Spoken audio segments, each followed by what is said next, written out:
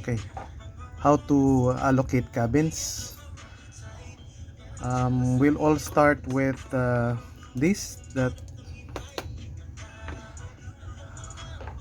the OIT census.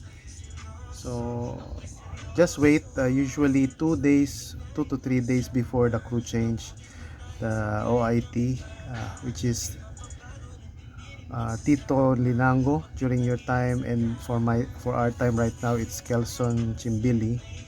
They will send us this as a TRF. Okay, so you need to prepare everything before you start allocating cabins. Okay, so in this session we'll be discussing template for new medics as reference. I've already made you a template of most, maybe around 80% of core crew. I've already placed them in their respective cabins. I made the template out of the MS Access. I also placed beside it the respective emergency duties, which you will be seeing here. The primary master, where they're supposed to be located on the first alarm. So in a special alarm, everyone will be proceeding to their respective lifeboats.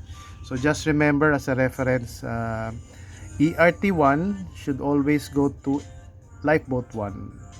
So if they're in ERT2, always they need to go to lifeboat 2. If they master in the main mess, they need to master in the lifeboat 2 as a secondary master point. So there are certain exclusions, like the instrument supervisor and the workboat driver. Both of them, the primary master is the recreation room, because they serve as master checker, especially the instrument supervisor, and their secondary station is the lifeboat 1. So as a reference, the yellow T card, which is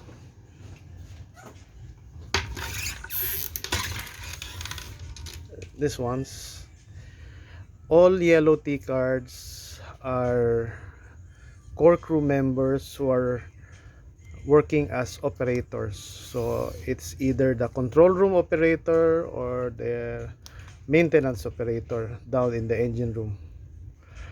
Unusually they have 3 T cards because they work in shifts.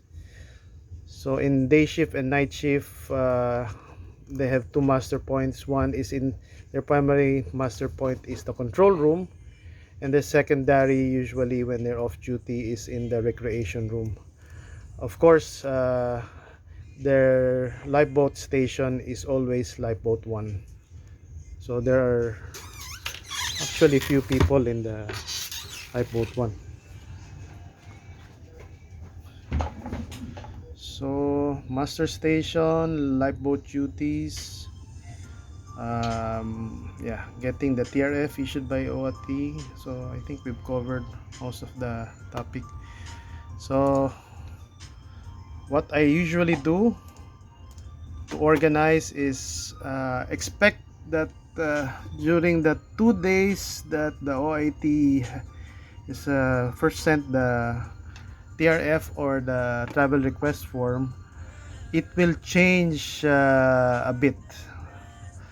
They will either add or cancel flights, or departures. Depends on the task they've already finished, or maybe they're back to back, has not passed the COVID test, so they need to extend that site. What I usually do is I extract that, I save it in a folder, TRF, and just for the sake of organization, I put what version it is. Especially Tito he never sends any version. He will just think that you already know. I think he has a mental telepathy. But for Kelson, we're fortunate that Kelson is here. Usually he updates. He will send several series. Like for last week, he sent 4 versions because there were 4 revisions in the original TRF. Um, even even if you know that he'll be making revisions, you still need to do it, just so you have a working template already of the cabins. So initially when you get it, you see it as this, like this. Okay, many non-essential columns. In order to reduce the clutter, I remove the passport column, the Siemens book. I just hide it. Okay. Be careful also. Sometimes they include people whose ultimate destination will be in another vessel. They just be getting a ride out of our own catamaran. Usually these people will be put at the end of the line. Luckily we don't have any interfield transfers, that's what we call, because they temporarily use Ngoma as a layover for their final destination. They wait in the laydown area, and then wait for the crew change to finish, and then when the catamaran leaves the side of the FPSO, the boat is going to pick them up, comes alongside, and they will ride it. There's no need for them to be issued the medical certificates, because they won't be joining us inside the accommodations. But if they, let's say they come in early in the morning, um, and they intend to enter the accommodations and dine with in the mess hall, you need to require the vessel bringing them to Ngoma all the medical documents, which I'll be showing you in a little while. So start off with the TRF, travel request form. Usually I print out the list, and the second medic usually helps me get all the T cards first, because I want the T cards of these people as a reference of what cabins they've occupied previously. So, like for example, this one, Roscoe Stewart, which is our OIM, Fabio Pavesi. As a sample, we'll go and see. So mostly if they're core crew, permanent rotators, we place them here in the cabinet. Okay. And if they're not permanent rotators, or if they are either client or subcontractors, I'm just going to open the light. They'll be found here. So number 1 is Stuart Roscoe. We'll look for Stuart's P card. So he's the OIM. It's his first time to be an OIM, so we're going to change this to OIM. He used to be the production superintendent. He's been promoted in this shift. And then go to the box underneath the first bed and look for, we've organized this. Sorry, we're still cleaning up the mess from the recent outbreak. Okay. E&I, yeah, so we've been able to organize. Used to be, when I joined the unit, it's a big mess. There's no organization, so we tried as much as possible to group according to contract, to the name of the company they belong to. So Newrest as our catering, ASOM, tank repair. So Fabio is our client. Yeah, see, Fabio Pavesi is our OBR, or company representative. So you get that.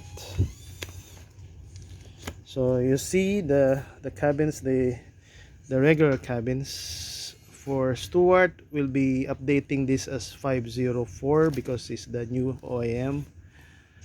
Okay, and let's say we have this one,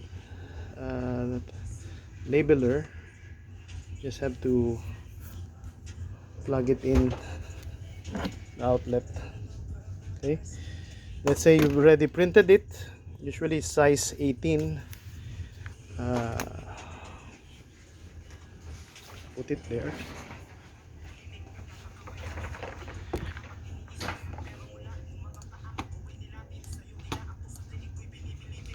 and then make a template. We go back again to OPOB.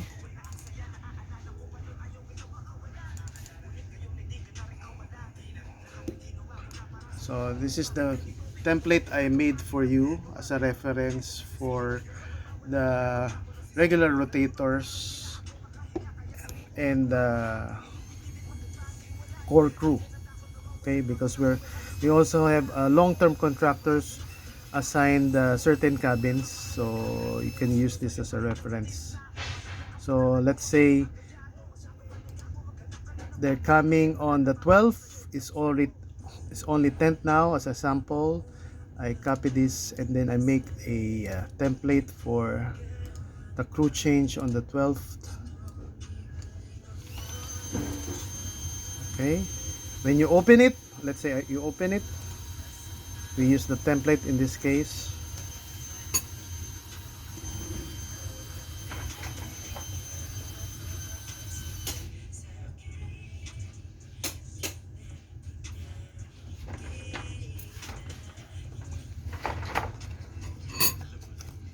So Stuart and Fabio, let's say we've already checked it.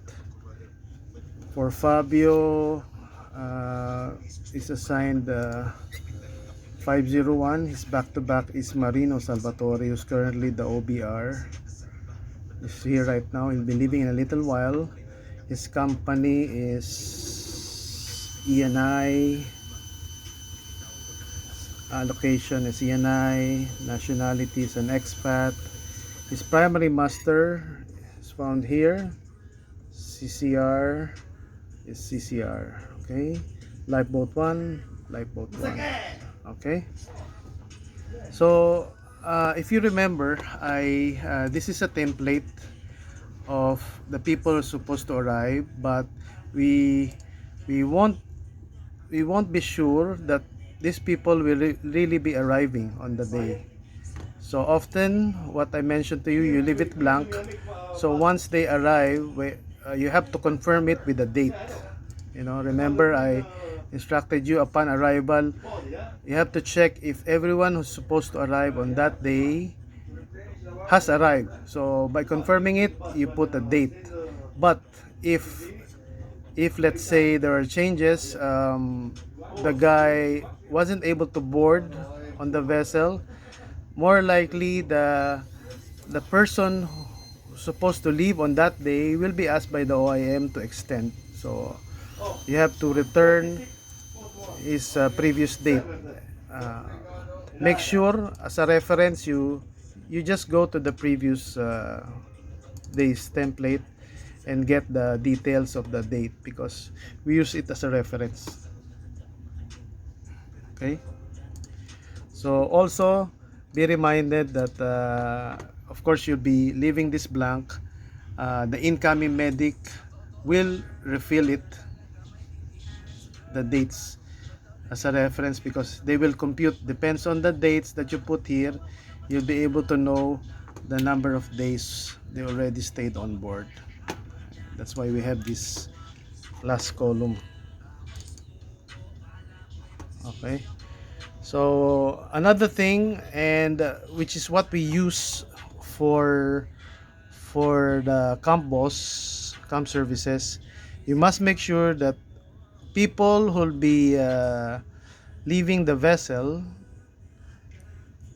their cabins will be ticked with this one, you know especially if you know that the person coming is going to occupy that cabin. So you have to tick this for each item, for each person who will be arriving. Okay, so at the end of all this, after finishing all the list, after allocating the cabins, come up with the summary, the crew checklist is what we call. It's also a PDF format of the final cabins. The crew checklist is for the room boys uh, to use as a reference for cleaning the cabins, because they need to know which cabins are going to be vacated and which will require cleaning. So what you do is, at the end of the allocation of cabins, you click this, you'll see, cross check again, like in this case Stuart is coming, and Marino we have to tick. Fabio, need to tick. Okay, crew checklist, check again. Okay, so tick, it means they're going to arrive, and then you save it in whatever folder you want. What I do is save it in the default folder, August as a cabin. Okay, let's say the person is arriving on the 12th. Use this as a template, the username, change this as 12, and then save it by publishing it. Okay, and then you go to the folder here. Okay, 12, and then you send it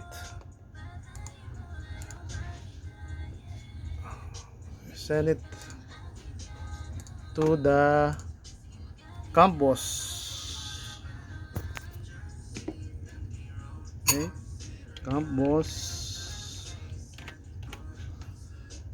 and the radio operator, because the radio operator needs to know which cabins they belong to, because they're raising their own manifest based from the allocated cabins list that we sent to the campus. So my title will be cabin cleaning schedule, and then put the date, August 12. Okay, and then I send it, attach it, drag it to the message, and then I send it, okay.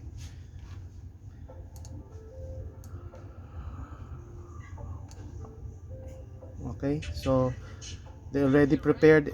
Early in the morning the next day, the room boys will come to you to verify certain cabins, because you'll be needing them. Often they're more knowledgeable than you. Often they will have to speak with the outgoing passenger.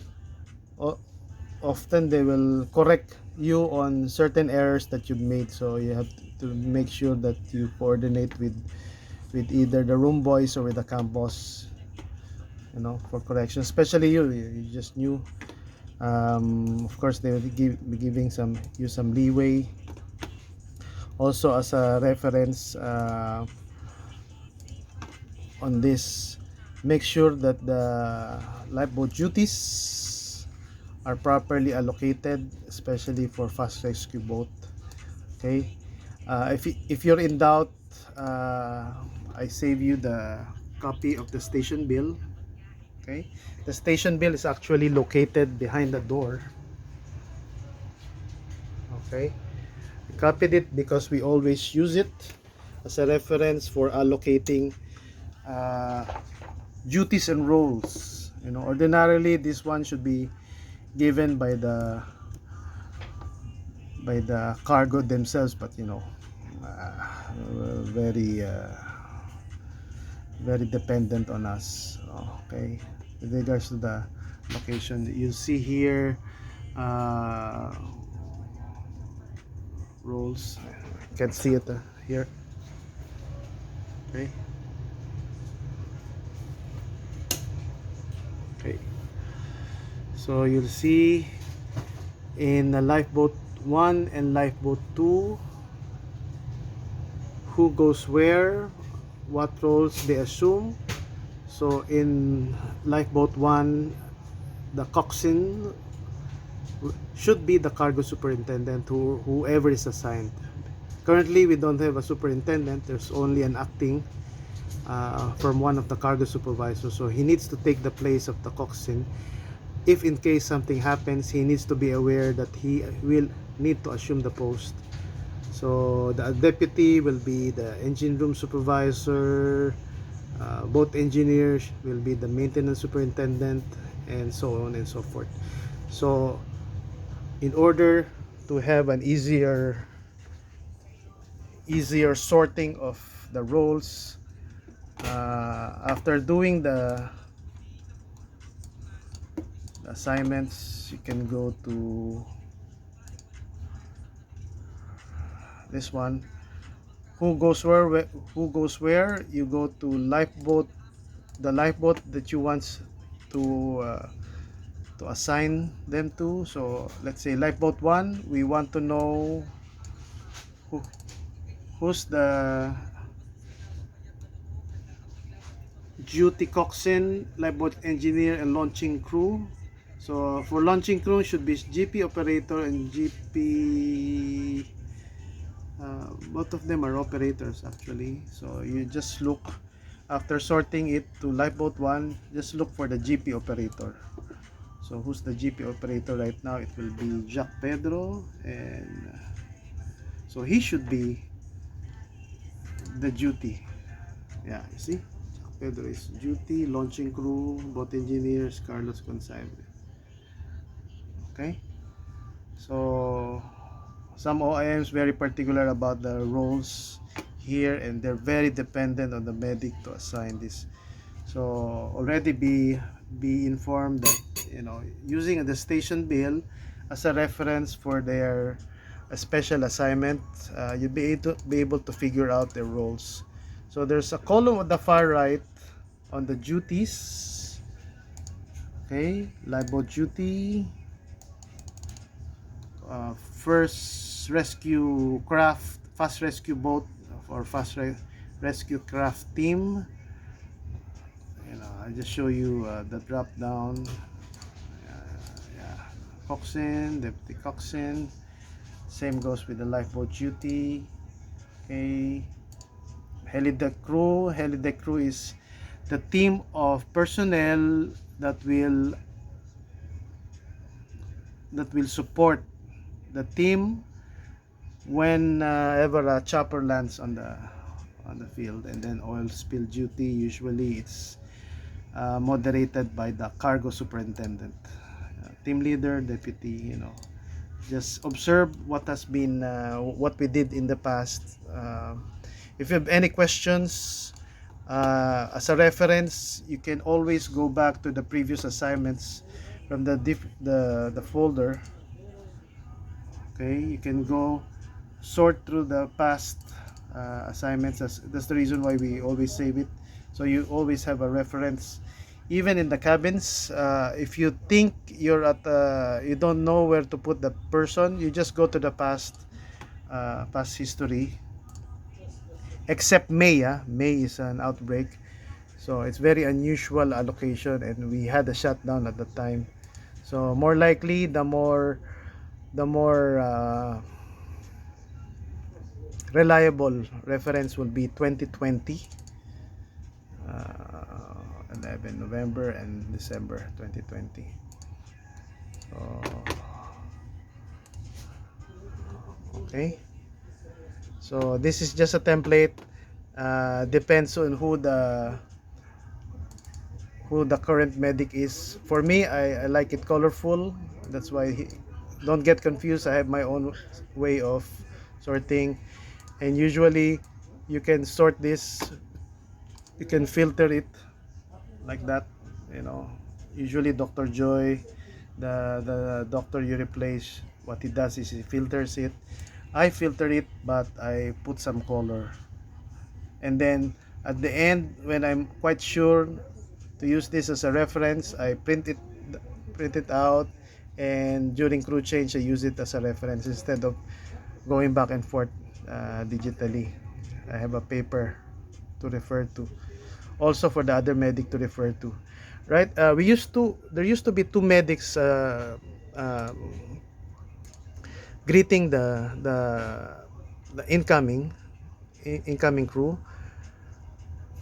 But currently, just because we've been more efficient in filling up the documents, the forms, you guys would have encountered it already. You'll be asked by it's either Sonia Mavuba or her personnel, um, give you out forms to fill up. Those forms get sent to us. You just sort through it. An example will be uh, this forms on signers COVID document forms. Already save it. An example will be from Sonia Mavuba. Let's say pen it. Okay. So, so right before you board, they already send us your COVID results, your PCR test, your dossier. The dossier is actually the Ministry of Sanitation, Ministerio de Saúde. Okay, yeah, this is quite relevant to us because this one shows the medical declaration, what kind of maintenance medication the passenger is on. Everyone is required to bring at least 2 months supply of maintenance medication. For expats, I've been pushing for 3 to 4 months because of flight issues. It's very normal for expats to get delayed. That's why we're requiring more than the usual stock. And once, like for example, Sergio, he declared that is taking something, you have to go to this medical declarations, you open it, and as a reference for allergies and for maintenance medication at any point in time, like for now, Sergio kay Kiki Bokela, you now know that is on maintenance medication. Is from OPS and is a production technician. Is taking in amlodipine. I didn't know that. Good thing I opened it. 10 milligrams. Is it? Yes, 10.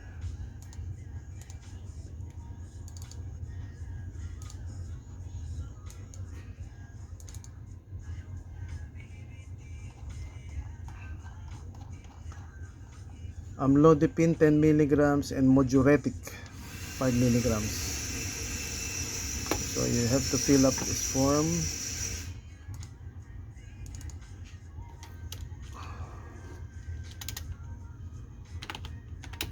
Moduretic. Okay, save.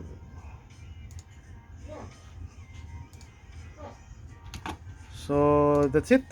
I don't expect you to raise a cabin allocation form upon arrival. Usually it takes a while. Usually the OIT sends you a template of the TRF on a Sunday or a Saturday. I advise for you to do it right away because it will take time for you to get familiar. Um, just because you'll be doing it for like 3 times a week from now on because of the many interfield transfers. I'm quite sure you get familiar. At least you have a working template already. Okay, that's it.